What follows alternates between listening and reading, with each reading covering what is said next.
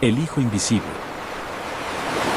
Mi mamá, como un cachetazo en la pantalla de mi celular. Estaba en mi oficina, en el piso 4 de un edificio en Polanco, con ventanas de cristal que daban a Reforma. Sentí que el estómago se me caía hasta los pies. Quedé mirando el mensaje, parpadeé varias veces, pero seguía ahí. Mati, mi hermano, 3 años mayor que yo, el hijo de oro desde que nació. Podía cortar el césped y mis papás actuaban como si hubiera inventado el jardín. Se quedó en Querétaro, se hizo cargo del taller de mi papá, se casó con su novia de la prepa, tuvo 3 hijos y un labrador. La familia perfecta de comercial. Yo, en cambio, construí una empresa de logística desde cero. Empecé sin un peso, sin crédito, sin nada. El año pasado la vendí por 2.000 millones de pesos. No es alarde, es un hecho. Pero para ellos, seguía siendo el primo raro que se fue de la ciudad y se obsesionó con las computadoras. Había pensado en organizar algo algún día, quizá este año. Pero después de ese mensaje, decidí que sería ahora. Mi primera vez como anfitrión. Había comprado un rancho de 38 hectáreas cerca de Valle de Bravo, una cabaña de lujo, porche rodeando toda la casa, lago con truchas, vistas a las montañas que parecían un cuadro. Ni siquiera sabían que existía. Iba a sorprenderlos. En vez de eso, recibí ese mensaje, solo familia cercana. Ni una llamada, ni una explicación. Solo eso. No respondí de inmediato. Me recosté en mi silla, viendo un barco de carga avanzar por el río, y sentí ese mismo dolor que he cargado desde niño. El que llegaba cada cumpleaños que olvidaban, cada premio escolar que ignoraban, cada cena navideña en la que terminaba en la mesa de los niños mientras Mati cortaba el pavo y mi papá presumía el taller. Luego tomé mi celular y tecleé una sola palabra, disfrútenlo. Lo envié. No pregunté por qué. No discutí.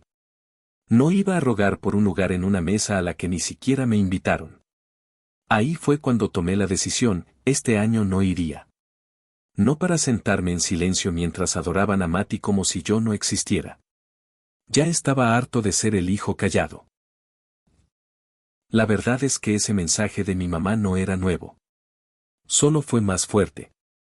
Crecí en la colonia Doctores, acostumbrado a ser el otro hijo.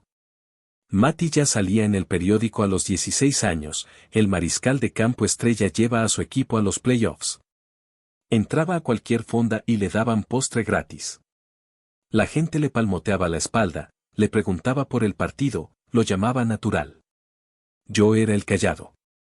Me sentaba en el taller con un cautín y una radio vieja de la tienda de segunda, tratando de hacerla funcionar de nuevo.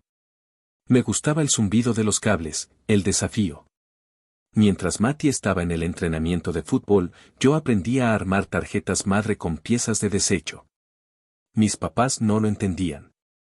Llegaba a la cocina manchado de grasa, emocionado por algo que había construido. Asterisco, mamá, logré que 2 computadoras se comunicaran. Asterisco, decía. Y ella, sin levantar la vista de su revista Hola, respondía, asterisco qué padre, mijo. Asterisco luego seguía, asterisco ¿sabías que Mati podría ser reclutado este año? Asterisco o asterisco los papás de Becky están tan orgullosos de él. Asterisco Becky era la novia de Mati, rubia, porrista, la típica reina del salón. Me saludaba con la mano cuando llegaba a la casa, pero nunca me decía más que hola.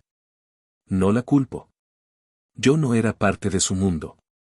Incluso cuando entré al TEC de Monterrey con beca completa en ingeniería, mi papá ni pestañeó. Asterisco Monterrey queda muy lejos, mijo. ¿No prefieres quedarte cerca, como Mati? Él ya trabaja medio tiempo en el taller. Podríamos usar la ayuda. Asterisco ahí fue cuando me di cuenta de que no me veían. No de verdad.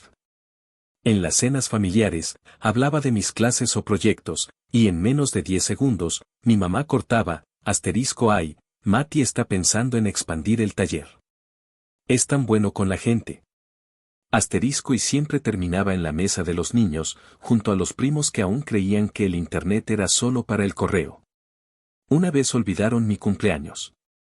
Tenía 22 años. Llamé a casa y mi mamá dijo, *ay, no. Hoy era. Prometió compensarme, pero nunca pasó. Lo que llegó unas semanas después fue una tarjeta de Navidad con una foto de la familia de Mati, todos con suéteres a juego. Sin nota, solo la tarjeta. La guardé. No porque me importara, sino porque me recordaba lo fácil que era para ellos olvidarme. Años después, escuchaba a mis papás decirle a la gente, Mati se hizo cargo del negocio familiar. Se quedó aquí, crió a sus hijos, ¿verdad? Nunca mencionaban lo que yo hacía. Ni la empresa que construí, ni los contratos que cerré, ni los equipos que dirigí. Solo silencio. Una vez volé a Querétaro para un asado familiar. Ya llevaba mi primera startup de logística, quemándome las pestañas para pagar la nómina cada semana. Le llevé a mi mamá una caja de joyería de madera tallada que compré en Oaxaca. Pensé en ti cuando la vi, dije, como si no estuviera ahí. Esos años se acumularon, pequeños cortes que se convirtieron en algo más grande. No dije mucho. Seguí trabajando. Construí mi vida a pedazos. Me mudé de ciudad en ciudad. Dormí en departamentos minúsculos. Nunca me perdí una Navidad en casa, pero nunca me sentí en casa. Y sin importar cuánto avanzara, seguía siendo ese niño en el taller. El otro. El callado. El que nunca mencionaban con orgullo. A los 24, dormía en un colchón inflable en un cuarto chiquito en la colonia Roma. La pintura se caía de los marcos de las ventanas, el calentador sonaba como si tuviera asma, no había aire acondicionado. Comía chilaquiles de lata 5 noches a la semana y las otras 2 debatía si podía darme el lujo de unos huevos con pan. No importaba. Estaba construyendo algo. Trabajaba en fletes por las noches, apenas suficiente para mantener el internet y escribir código hasta tarde, diseñando una app que podía predecir retrasos en la cadena de suministro para hospitales pequeños. En ese entonces, sonaba tonto. A nadie le importaba eso hasta que los estantes se vaciaban. Pero yo lo vi venir. Bastaba un eslabón roto en la cadena para que la gente muriera esperando un respirador. Trabajé 14 horas al día. Perdí la noción de los fines de semana, me perdí cumpleaños, terminé con una novia que quería que estuviera más presente, y tomé café de gasolinera hasta que el cuerpo ya no dio más. Fracasé 2 veces.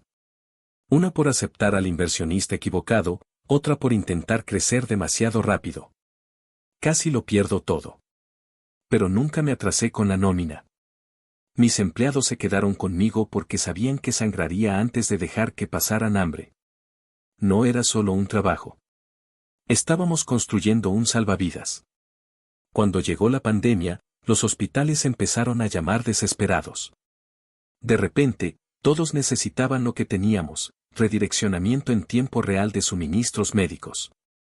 Podíamos rastrear un envío de bolsas de sangre desde Guadalajara y redirigirlo a un hospital en Monterrey antes de que las enfermeras supieran que se les acababa. Éramos los héroes invisibles, necesarios pero ignorados. Para el segundo año, manejábamos la logística de 37 sistemas hospitalarios en 3 estados. No dormía.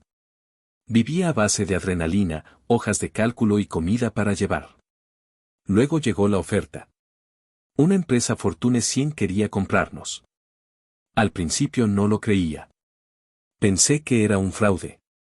Pero los números eran reales. Y la transferencia también. Cuando se secó la tinta, tenía más dinero en mi cuenta del que sabía qué hacer. Suficiente para retirarme 3 veces. Suficiente para desaparecer si quería. Y eso hice. Compré un rancho de 38 hectáreas en Valle de Bravo. Aislado, aire limpio, espacio para respirar. No le dije a nadie. Solo yo y un constructor de confianza. Sin arquitectos con zapatos caros, sin desarrolladores tratando de maximizar metros cuadrados. Solo un terreno vacío, árboles espesos como miel y el sonido del viento. Pasamos 18 meses en eso, estructura de madera, vigas expuestas, chimenea de piedra tan grande que cabía una persona parada. Un comedor con paredes de cristal que daban al lago que mandé cavar y llenar de truchas. Cada ventana estaba colocada para atrapar la luz de la mañana. La cocina tenía mesadas hechas de losas de nogal negro que cortamos en la propiedad. Elegí cada detalle. No por ostentación, sino por paz. La gente cree que el dinero te cambia. No es así. Solo revela lo que ya buscabas antes de tener que contar centavos. Para mí, era el control tranquilo. Algo que no pudieran quitarme, ignorar o olvidar. Nadie en mi familia lo sabía. Ni mis papás, ni Mati, ni siquiera mis primos. No lo escondía por rencor. Simplemente no les debía una explicación. Esto no era para impresionarles. Era para construir algo que no pudieran ignorar. Y, si soy honesto, algo de lo que no pudieran adjudicarse el crédito. Esa noche, después de enviar esa respuesta de una palabra a mi mamá, me serví un whisky y miré por la ventana. Reforma se veía negra bajo el cielo, solo destellos de luz de los puentes. Mi celular vibraba de vez en cuando con alertas de correo que no me importaban. Abrí mis contactos y busqué a Ale, mi primo por parte de papá. No éramos los mejores amigos, pero era un tipo sólido, sensato, siempre honesto. Lo llamé. Asterisco oye, carnal, te invitaron este año. Asterisco. Asterisco invitar. Ni que fuera boda, Dani. Doña Judy me dijo que, este año era solo familia cercana. Como si nosotros no lo fuéramos. Asterisco. Me recosté en la silla. Lo habían hecho con todos.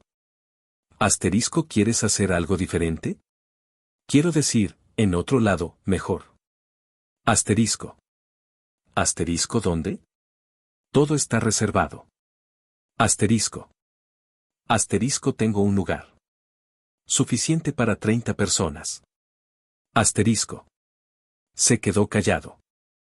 Asterisco, ¿en serio? Asterisco. Asterisco, sí. Una cabaña en las montañas de Valle. Tú llegas, yo me encargo del resto. Asterisco. Silbó bajo. Asterisco, no manches, Dani. Ok, hablo con Kale.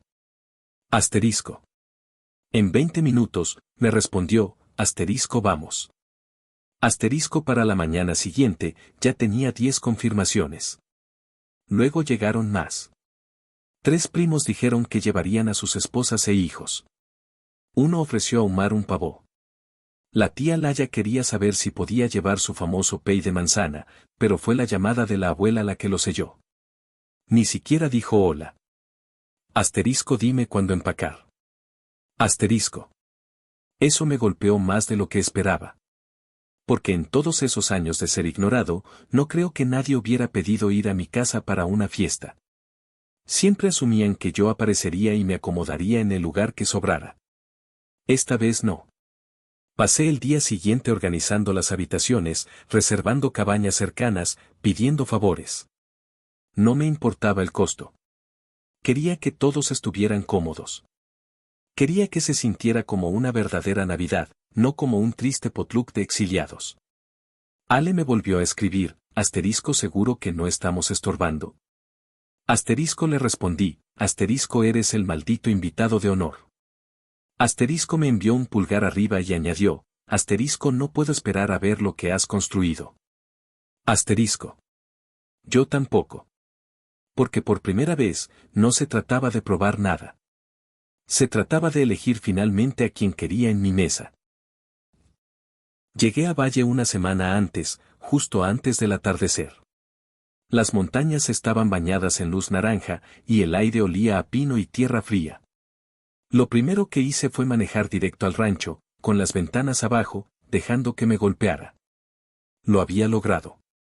Tom, el administrador, me esperaba en los escalones con una tabla y una radio pegada al cinturón. Vamos a alimentar a 30 personas, le dije. Asterisco, y quiero que se haga bien. Asterisco. Asterisco, entendido. Ya confirmamos a la cocinera. ¿Quieres servicio tipo buffet o platos individuales? Asterisco. Asterisco, ninguno. Quiero estilo familiar, platos grandes, mesa llena.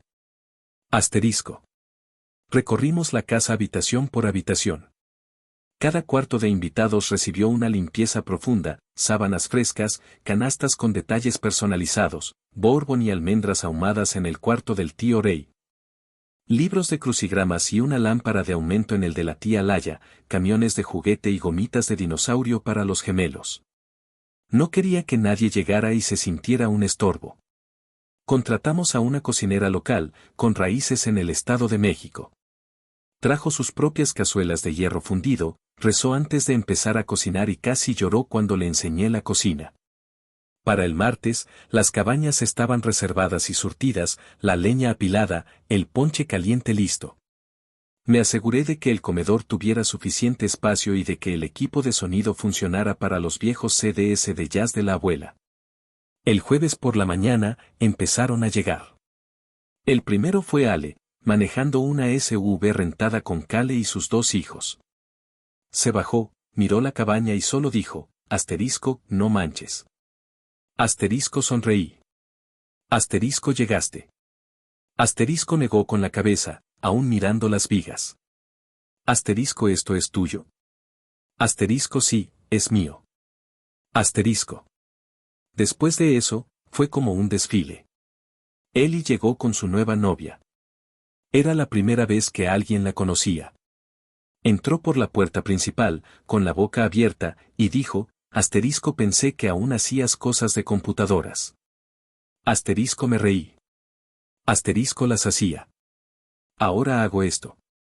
Asterisco el tío Rey me dio un abrazo de oso y susurró, asterisco siempre fuiste el caballo negro. Asterisco la tía Laya lloró al ver su habitación y dijo, asterisco nadie me ha hecho sentir tan bienvenida en años. Asterisco. Seguí moviéndome, saludando, sirviendo tragos, respondiendo preguntas.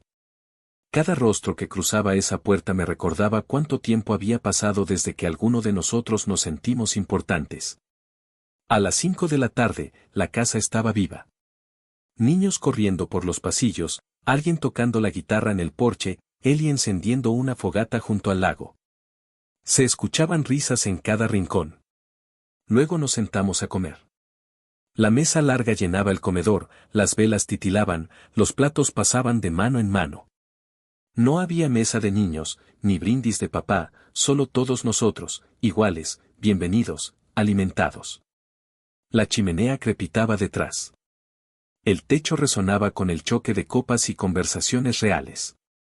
Miré a lo largo de la mesa y vi a 30 personas que, como yo, habían sido apartadas, y ninguno parecía amargado. Se veían en casa. A mitad del postre, la abuela me jaló del brazo. Asterisco ven acá, Daniel. Asterisco. La seguí al vestíbulo, donde estaba tranquilo. Tomó mi mano. Asterisco nos devolviste la Navidad. Abrí la boca para responder, pero siguió, la necesitábamos más de lo que sabes. Podrías habernos cerrado la puerta a todos y nadie te habría culpado, pero en vez de eso, nos abriste las tuyas. Eso requiere agallas. Asterisco. Su voz se quebró, pero no lloró. Solo apretó mi mano y regresó como si nada hubiera pasado. Me quedé ahí un momento, dejando que eso calara. No porque necesitara el elogio, sino porque se sintió como un maldito avance. Esto no era la casa de Mati ni la de mis papás. No era un salón rentado ni un potluck en el sótano de una iglesia. Era mío. Y por primera vez en mi vida, vinieron a mí. La mañana después de Navidad, me desperté con el celular vibrando sin parar en la mesa de noche. 6 llamadas perdidas de mi mamá, 3 de mi papá, un mensaje de Mati que solo decía, asterisco movida muy elegante. Asterisco nadie dijo nada en todo el año, y de repente todos me bombardeaban el teléfono como si hubiera robado algo. Lo tiré a la cama y bajé. Para entonces, la mayoría ya estaba despierta, desayunando burritos y sirviéndose café. Ale había planeado una ruta de senderismo junto al lago. La tía Laya armaba una mesa para un rompecabezas. Se sentía como un sábado en un campamento de verano. Cuando se fueron de caminata, finalmente tomé una taza y me escabullí a la biblioteca. Paredes de madera oscura, sillones de cuero, una gran ventana con vista al agua. Me senté, tomé un sorbo y llamé a mi mamá. contestó al primer tono. Asterisco Daniel, ¿por qué no nos dijiste? Todos hablan de tu casa, de tu fiesta. Hasta el padre López lo mencionó en la misa de hoy. Asterisco. No me inmuté. Asterisco dijiste que lo mantendrían íntimo, así que hice otros planes. Asterisco. No era por ti, dijo rápido. Asterisco solo pensamos que estarías ocupado. Siempre trabajas, y la familia de Mati era más fácil de coordinar. Asterisco. Asterisco así que cortaron al resto de la familia. Asterisco. Respiró hondo, como si yo fuera el irracional. Asterisco estás exagerando. Asterisco. Desde el otro cuarto, escuché crujir la silla de la abuela junto al fuego, luego su voz. Asterisco pónganlo en altavoz, Daniel. Asterisco. No dudé. Presioné el botón. ¿Asterisco de qué se trata? Asterisco, preguntó la voz de mi papá. La abuela no esperó. Asterisco Roberto, Judy, han ignorado a este niño toda su vida. Lo trataron como un problema callado del que no sabían qué hacer. Ahora se sorprenden de que haya construido algo sin ustedes. Debieran estar agradecidos de que aún deje entrar a la familia. Asterisco. Silencio absoluto. Me incliné hacia adelante, sin decir nada. La abuela siguió. Asterisco alguna vez pensaron que, si le hubieran hecho espacio en su mesa, ahora estarían en la de él. Asterisco. Más silencio. Luego mi papá murmuró. Asterisco no es justo. Asterisco. No, lo que no es justo es cómo lo trataron todos estos años, cortó ella. Mi mamá habló de nuevo, la voz más baja. Asterisco no quise lastimar a nadie. Asterisco. Entonces escuchen por una vez, dijo la abuela. Asterisco esto no es solo una cena. Es por quienes deciden estar presentes. Asterisco. Dejé que el peso de sus palabras flotara en el aire. No discutieron. No se disculparon. Solo se quedaron ahí, probablemente buscando una forma de justificarlo. Terminé la llamada sin decir nada más. Dejé el teléfono, me recosté y miré el lago. Y por primera vez en años, sentí que algo se movía dentro de mí, como un nudo que había estado en mi pecho desde niño y por fin empezaba a aflojarse. Después de colgar, no toqué mi celular el resto del día. Dejé que los primos caminaran, que la abuela durmiera junto al fuego, que los gemelos construyeran un fuerte con almohadas. Solo dejé que todo respirara. Sin más ruido. Sin más explicaciones. Esa noche, abrí una cerveza y me senté en el muelle trasero, los pies sobre la barandilla, viendo cómo el cielo se oscurecía detrás de la línea de las montañas. Luego llegaron los mensajes. El primero fue de Mati. Sin saludo, sin puntuación, asterisco no esperaba eso pero lo entiendo. Asterisco quedé mirando la pantalla mucho tiempo. Una parte de mí quería ignorarlo. Otra parte quería decirle que era demasiado tarde. Al día siguiente, mi mamá escribió, asterisco ¿podemos visitarte algún día? Solo nosotros dos. Asterisco luego mi papá vio las fotos, asterisco se ve bonito. Orgulloso de ti. Asterisco sin signo de interrogación, sin seguimiento, solo lanzado como un comentario sobre el clima. No respondí de inmediato. Algunas cosas no necesitan respuestas instantáneas. Algunas merecen espacio. Pero cuando la abuela me preguntó si podía quedarse unos días más, le respondí al instante, asterisco puedes quedarte todo el tiempo que quieras. Asterisco sonrió desde su silla junto a la chimenea y dijo, asterisco ese lugar ya tiene mi nombre. Asterisco le dije a Tom que mantuviera su habitación cálida y que la despensa estuviera surtida con sus galletas de jengibre favoritas. En las semanas siguientes, los mensajes siguieron llegando. Los primos, asterisco el próximo año también, Dani. La mejor Navidad en años. Contamos contigo. Asterisco ninguno mencionó a Mati. Nadie preguntó por mis papás. No era necesario. Ya no se trataba de quien no estaba. Se trataba de quienes sí llegaron. Eli me llamó una noche. Asterisco, sabes lo que hiciste, ¿verdad? Asterisco. ¿Asterisco qué? Asterisco. Asterisco, cambiaste todo el juego. Tomaste la Navidad y la volteaste. Antes íbamos por obligación. Esto se sintió como familia. Asterisco. Eso caló más hondo de lo que probablemente pretendía. Porque toda mi vida había girado alrededor de su mesa, llegando por inercia, tratando de encajar en un espacio que nunca me vio. Ahora ya no perseguía ese lugar. Estaba construyendo algo diferente, algo que se parecía a mí, que se sentía como yo. Y las personas que lo entendieron, que lo sintieron, eran las únicas que necesitaba. La Navidad llegó, y por primera vez en mucho tiempo, invité a los de siempre. Solo ellos, mis papás, Mati, su esposa.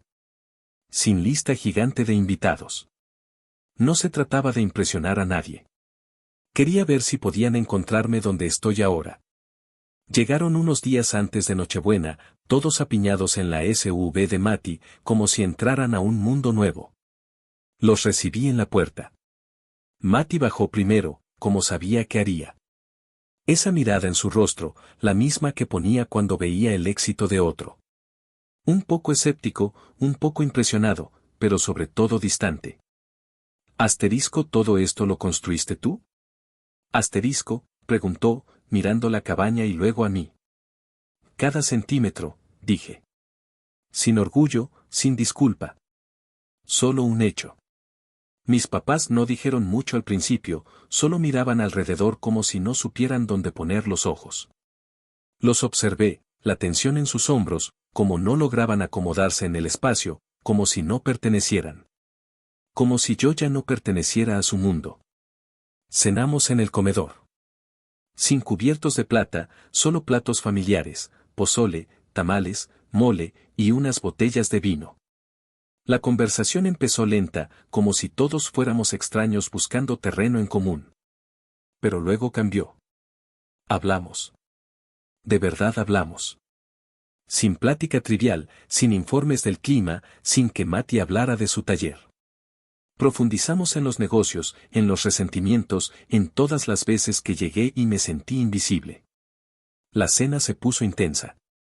Hablamos de heridas viejas, de las veces que me sentí transparente. No fue fácil, pero escucharon. Mati no dijo mucho.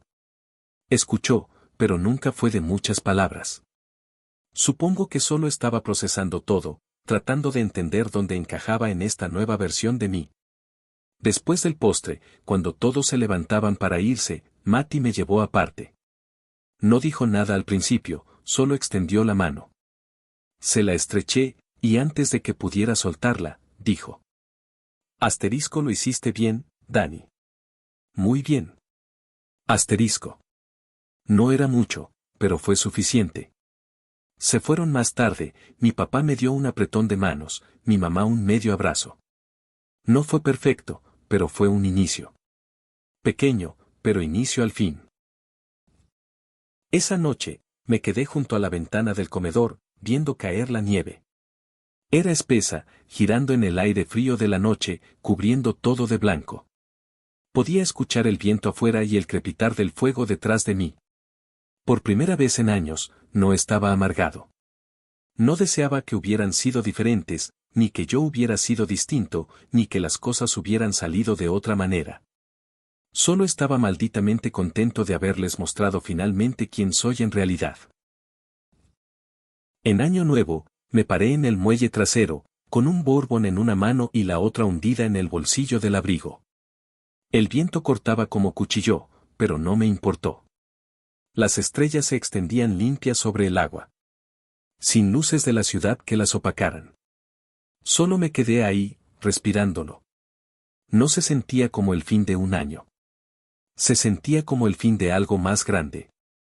Pensé en ese niño en el taller de la colonia Doctores, con los dedos quemados por el cautín, escuchando a sus papás presumir otro touchdown de Mati. Ese niño miraba planos y se preguntaba si alguna vez importaría, si sería algo más que una nota al pie en la foto familiar de otro. No lo sabía entonces, pero estaba sentando las bases. Ahora tenía 38 hectáreas a mi nombre. 2 empresas. Un grupo familiar que finalmente me incluía. Una vida que se parecía a la mía, no a la que me dijeron que debía conformarme. Los primos ya planeaban en el chat grupal, *Navidad 2.0, temas para las cabañas, rotación de potluck. Asterisco se estaba convirtiendo en algo real. La abuela me llama una vez a la semana ahora. No solo para checar cómo estoy, a veces solo para platicar. Dice que duerme mejor aquí. Que el sonido de la chimenea es su nuevo favorito. Y luego mi mamá me envió una receta la semana pasada, un pastel de elote dentro de una tarjeta que decía, pensé que quizás querrías algo de casa. La leí 2 veces. No sé si era una disculpa o solo un gesto de paz. De cualquier forma, la guardé. Quizá las cosas mejoren. Quizá no. Podrían recaer en viejos hábitos el próximo año. Quizá ni siquiera vengan. Pero aquí está la diferencia, ya no espero un lugar. Construí mi propia mesa. Y es lo suficientemente grande para cualquiera que alguna vez me hizo sentir visto. Esa es la regla ahora, vengan o no. Pero la puerta está abierta, sin perseguir aprobación. Sin esperar que alguien por fin me note. Solo yo viviendo la vida que construí, a mi manera. Levanté mi vaso hacia el lago. El viento huyó y sonreí frente a él. Por el niño del taller, dije. Lo lograste.